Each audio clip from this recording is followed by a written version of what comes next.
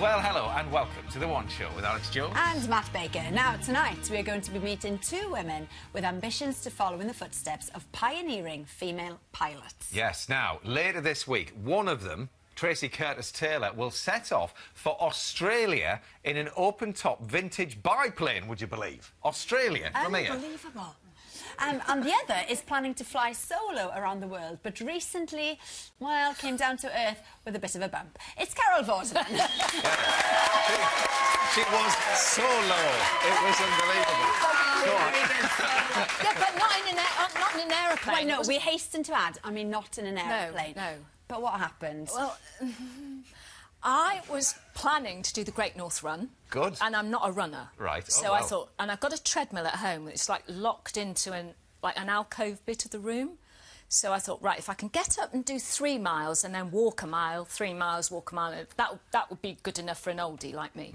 So I got up to 3 miles one Saturday morning. Thought, oh, right, do you know, it's hot. Oh, it's hot. So I'm only in the house. So taking a few layers off. Yeah. Kept going. Hang on, let's just visualise this. I was hot. Carol naked in the spare room on the treadmill, feeling a bit warm. Right, what happens? You're running. So I thought, and you know, my friends say I can make trouble in an empty room. They were right on this occasion. So off the. And I thought, right, I'm going to walk a mile like this. And I'm thinking it's funny. Got back on, forgot the belt was running, went whack, and because it was in an alcove, I got trapped in the corner. So I'm now upside down, hanging on to the arm, screaming. And my mother, who's 87, who lives with me, couldn't hear me because she's partly deaf. I was screaming.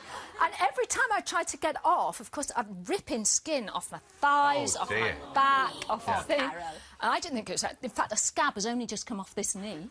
And I didn't think it was very funny at the time. And then, of course, like a week later, tweet. That was the first mistake doing it, obviously. Second mistake was just talking about predictive text with someone on Twitter, and he'd done something, and he said he was in pain because he might get the sack because he sent this letter with a rude word in that he hadn't meant to send. And I said, pain?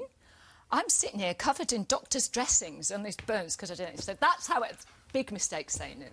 But anyway, well, there we are. Kind of funny. Yes, it's absolutely. Well, listen, you're not just here to tell us about your treadmill anecdotes. No. You are, in fact, here to tell us about the 17th Pride of Britain Awards, which we will talk about a little bit later on. But now it's time for our business guru, Theo Perfitis, to catch up with two struggling pairs of entrepreneurs whose fortunes he's been following this year. Yes, one is finding that the road to success is a bit bumpy, and the other has been having difficulty getting noticed.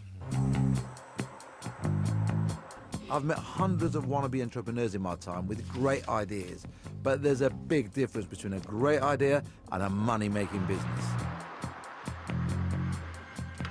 So last year, I was cautiously optimistic when meeting father and son, Malcolm and Matthew, and university pals, Ed and Viraj. Except that one was surviving. One was surviving. We'll probably never know whether Maura Budberg was a Russian spy, or if she was spying for the British, or if she was a double agent spying for Russia and Britain.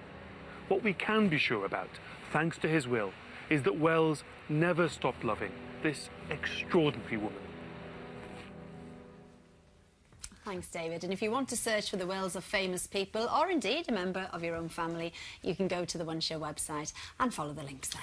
Now, Tracy Curtis-Taylor is here. We've been talking about you all night. We've finally got to the point where we're going to get to speak to you, Tracy. But you are setting up on this epic voyage. You're flying this open cockpit biplane from England to Australia, and you're following in the contrails of an inspiration of yours.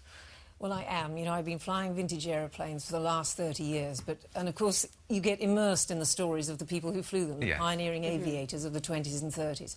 But the one that is outstanding for me is Amy Johnson.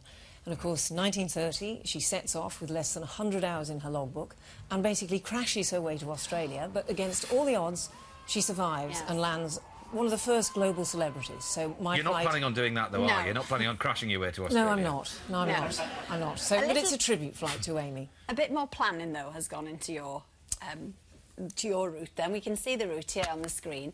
Now, what are the biggest challenges then? Because we know you have every faith in the craft, the aircraft, but going through those different countries, what challenges will you face?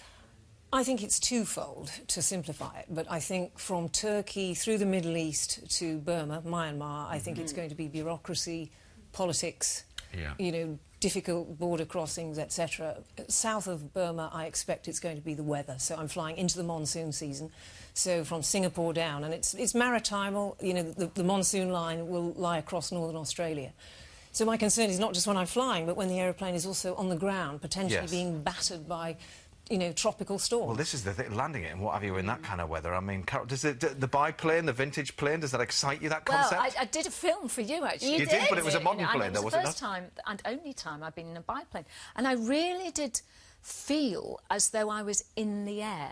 Yes. Very different experience to the plane that I fly. Completely different, isn't it? It is. It's chalk and cheese. Yeah. This is you're very exposed. It's very physical, but the visceral experience. And I'm very low level in this. I'm flying. Well, Tracy, we wish you all the very best of with luck. it. Good luck. She's we'll brilliant. I think Carol should come She's brilliant. That's all we've got time for tonight. Yes, we'll be back tomorrow with Craig Charles. See you then. Bye. See you later. Good night.